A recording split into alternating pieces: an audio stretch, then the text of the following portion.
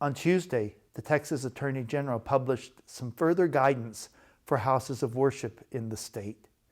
He specifically states the following: a house of worship may, according to their faith practices, provide communion or a blessing through a similar drive-up service.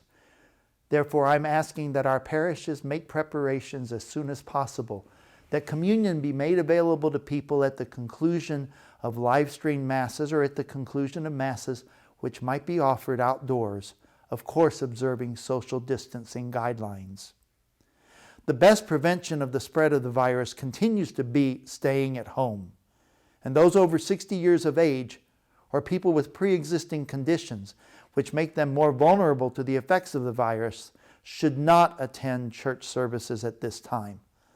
Let me remind you that in the Diocese of Lubbock, the obligation to attend Mass on Sundays and holy days has been dispensed until further notice. I'm asking that those who will prudently be staying at home seriously consider asking a family member or caregiver to bring you communion from the church.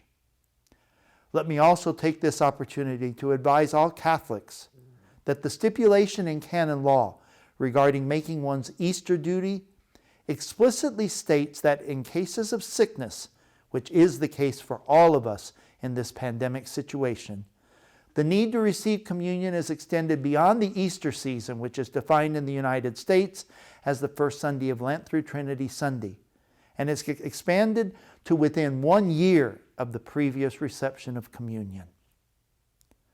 Now, all those who will be coming to our church property to attend a parking lot or outdoor Mass, or even to receive communion, must be wearing masks. I'm providing the clergy of the diocese with very specific instructions for the distribution of communion, which will take place after the final blessing of Mass.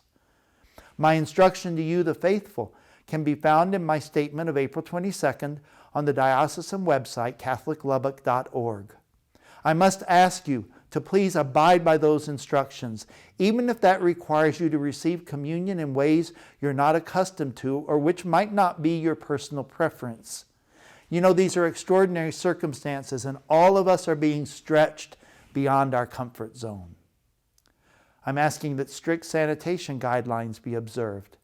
I'm also asking that as communion is distributed car by car, in accordance with each parish's directions, that a spirit of reverence be strictly maintained. And please do follow the directions given by your parish personnel.